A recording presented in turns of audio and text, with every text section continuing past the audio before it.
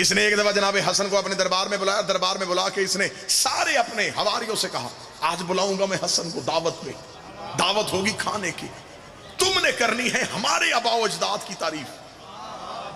7 بندے بٹھائے اس نے دسترخوان پہ، نام مجھے یاد ہیں،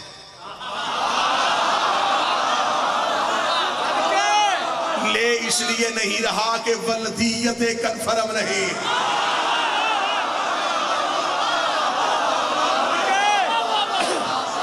نام تاریخ میں لکھے۔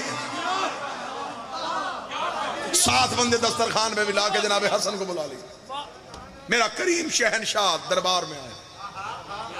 اس سے پہلے قسمیں دلوائیں لوگوں سے،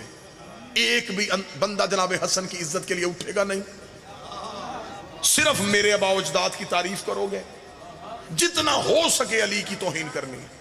جتنا ہو سکے اہل بیت کی توہین کرنی۔ امام حسن کا پہلا قدم دربار میں آیا،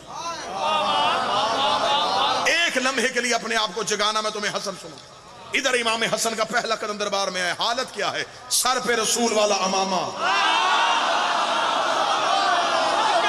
کاندھے پہ ہاشم والی دستار،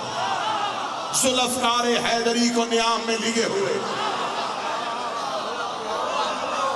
عبد المطلب کی عبا پہنے ہوئے،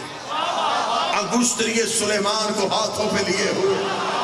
حسن کا پہلا قدم دربار میں آیا۔ ابھی یہ بندے 7 نہیں اٹھے، یہ حاکم شام اٹھ کے کھڑا ہو گیا۔ حاکم شام کا اٹھ کے کھڑا ہونا تھا، 7 بندوں نے کہا ہم سے تو نے قسمیں لی تھی کہ تو نے کھڑے نہیں ہونا، اور تو حسن کے احترام میں کھڑا ہو گیا۔ اسے کا قسم ہے اس خدا کی، جو ہی حسن نے پہلا قدم دربار میں رکھا، حسن کے پیچھے میں نے ایک دیو کو آتے ہوئے دیکھا، جس کے ہاتھ میں آگ کا تازیہ